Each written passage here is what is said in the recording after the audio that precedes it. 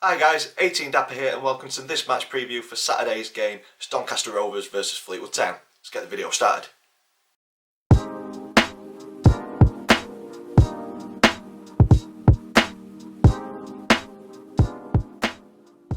So guys, welcome to this match preview. Doncaster Rovers versus Fleetwood Town, League 1 this Saturday. If you're an existing subscriber, welcome back. Thank you for returning to the channel. If you're new to the channel and this video has brought you here, please click the subscribe button so you don't miss any future content. And if you are new, this is a format that we go through match previews. We look at the previous meetings between the two clubs, current form. I choose a Doncaster Rovers player to focus on, say a few words about that individual. We'll look at the opponent, a brief history, and my opinion on the one to watch for you guys. But as I've said in previous previews, I don't know my club as much as you do, so if you think it's somebody else who we should be watching out for, let us know in the comments down below. And then near the end, we've got predictions, league table. There's an update on that where me and the family predict the scoreline for every league game. So there's an update on that table, so stay tuned for that. And then to finish the video off, I give my score prediction for the upcoming fixture. On to previous meetings, Donny and Fleetwood not really faced off that many times, only 11 times. And Rovers, we've come out on top on 3 occasions. Fleetwood have got the edge. They've won 5 of those 11 and we've shared the spoils on 3, so a little bit of a bogey team for the Rovers, which is not very good. So looking back at the last 5, back in 2018 in League 1, a massive home defeat 4-0. I'm hoping it's not something along the lines of that, but with our recent form it could well be, especially losing heavily to the likes of Wigan at home recently as well. So it could well be another hammering. Ready for this season to be over, I think. But moving on, we then got beat 3-0 away from home. And then we finally won a game, 3-2 win at home in 2019. And then in 2020, a 2-1 defeat. And then earlier this season, we got beat 3-1 away. Fantastic goal by Danny Andrew in that game to kind of seal the 3 points, and that was around the start of our poor form, our dip in form, and we hit a couple of teams that we can see as bogey teams. Fleetwood, one of them, played us off the park on the night and deserved 3-1 winners early this season. I think it could be something similar at home, unfortunately. In current form, I say this because we thought we turned a bit of a corner on Saturday, but we were back to losing ways midweek. So for the Rovers, it's 4 defeats in the last 5 with 1 win. Fleetwood slightly better with 2 wins in their last 5 and 3 defeats. But Fleetwood, they're safe. They're playing League 1 football again next season, but I think they'll be wanting to have a strong finish and give them kind of a springboard to go into next season. But they've had a bit of a mixed bag of results recently for the Cod Army, losing or winning by the odd goal. So they've been very tight games against teams at the top of the league and teams down near the bottom of the table as well. They've had narrow wins against Wimbledon and Rochdale, teams who are fighting near the bottom of the table.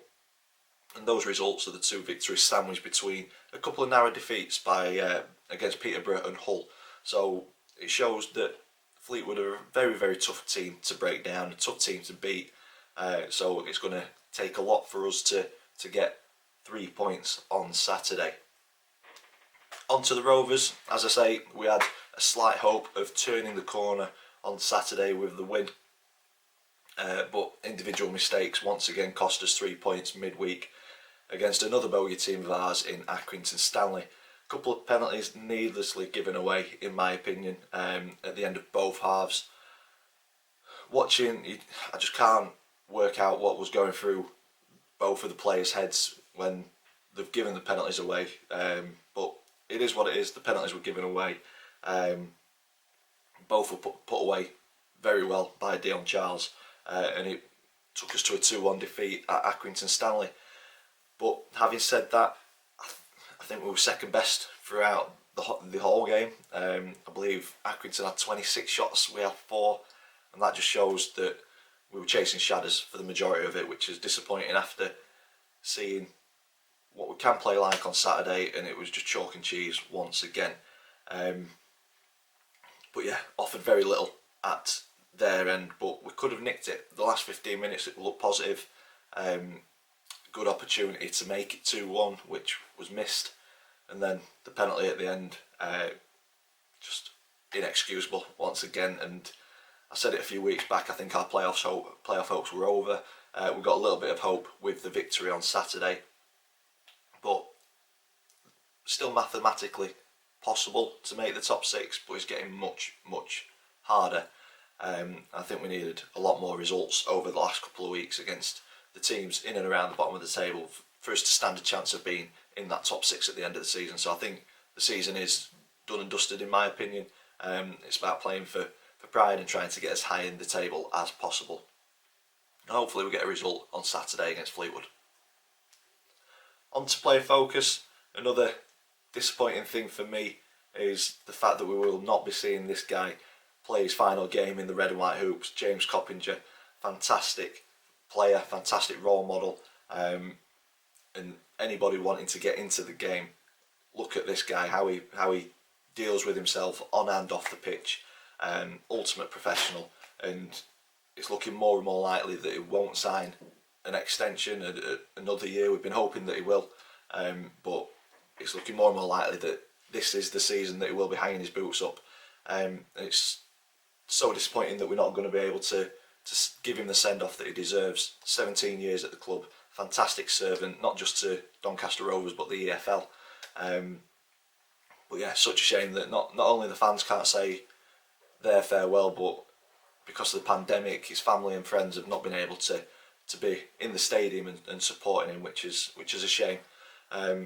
Hopefully the Rovers put something together, a testimonial or something, when fans are allowed back in the stadium, and we can give Cops the send-off that he truly deserves. A fantastic player. I'd love to see him do one more year. I think he's got the ability to do it, but it's ultimately his decision. Still turns players inside out in League One, so I think he's still got a good few years left in him, I think. But yeah, deep down, the writing is now on the wall that his boots are getting hung up this season. It's so disappointing that we're not going to be able to say thank you in person and give him the send-off that he deserves. But for me, whenever he plays, he is still one to watch for the Rovers. He's got that bit of magic about him, can create chances, and he can just turn it on and dictate a game. So yeah, it's going to be very, very difficult to replace James Coppinger. I don't think we can replace James Coppinger, but there's got to be somebody out there who can step into the boots and be as creative as him. But yeah, it's going to be a shame to see him go. Moving on to the opponent, Fleetwood Town. Founded in 1997, and this is the third time they've been reformed. They were reformed in 1997 as Fleetwood Wanderers, and then later changed the name to Fleetwood Town in 2002. Currently managed by Simon Grayson. Decent manager. He sets the team up to be very difficult to beat, and that's shown over the last couple of weeks, only conceding a couple of goals and narrowly getting beat or narrowly winning. Very compact teams to break down. He's at about a 41% win rate since joining Fleetwood as manager. So yeah, he's kind of steadied the ship, and I think there could be a team to watch next season. Recent honours: Conference North runners-up in 2009 and 10, Conference National winners in 2011-2012, and League 2 playoff winners in 2013-2014. So a steady rise up to League 1. I thought that they'd be up there pushing for playoffs after their season last season, but circumstances have not quite got them firing on all cylinders this season. As I say, I think there may be one to watch next season for a playoff push in League 1. The one to watch for Fleetwood for me, I'm going with Kyle Vassell. A very strong, powerful striker. I think he's going to cause our defence quite a lot of bother on Saturday. I think he's just one of those players who's a nuisance. He's pacey, as I say, powerful. He's got 4 goals this season for Fleetwood. I just think he's going to be one of those where if we're not tight to him and we lose concentration, he'll punish us. There's players who can feed the ball into him, but I think once he gets an opportunity, he'll more than likely put it away. So for me, Fleetwood this Saturday, Kyle Vassell is the one to watch for you guys. Onto the predictions table. If you are new to this, me and the family predict the scoreline for every single league game this season. If we get the scoreline spot on, we get 3 points. If we get the outcome of the game right but not the result, we get 1 point. If we get completely wrong, we get no points. I'm now starting to put the family predictions on Twitter, so you can follow there. Link to my Twitter is in the description down below, so you'll already know the score lines that we predicted for midweek, and it has changed the table massively. My dad got a correct scoreline which pulled him up from 3rd to 1st. He's now on 24 points, joint with Max, who was an incorrect scoreline, and me and Chris also incorrect scorelines midweek, so we stay on the same points. So the table stands with Max and my dad joint top on 24 points, Chris in 3rd on 22, and I am rock bottom on 21, but the correct scoreline and the other guys get it wrong, all changes. So very, very tight coming up to the end of the season. There's only 5 games left, so there will be twists and turns, and then at the end of the season we've got a little trophy to give out to whoever's top of the table. And that leads me on to my score prediction before the end of the game. I think it's going to be a very tough game, although both teams you'd expect to pretty much be on the holidays, nothing to play for really in reality, but I think the games have still been very competitive against teams who have nothing to play for. So I'm going to go along the same theme. I think it's going to be a competitive game. I think it's going to be a tough game. I think Fleetwood will be difficult to break down, as they have been in previous weeks. And I think our confidence, although it seemed to have turned a corner on Saturday, we just looked very poor once again on Tuesday. And I think that's filtered in, and it's stuck at the minute, and we just need to get through to the end of the season. So I think we're going to find it a difficult game on Saturday.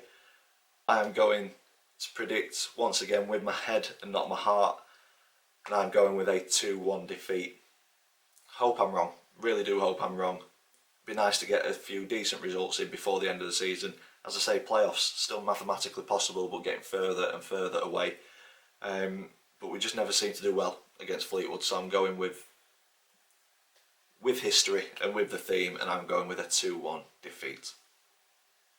And that's where I'm going to leave this video. If you've enjoyed it, big thumbs up for us please. Comments in the section down below. Let me know your thoughts on this upcoming game. If you haven't already, please click that subscribe button. As always, thank you for watching, and I will see you in the next one.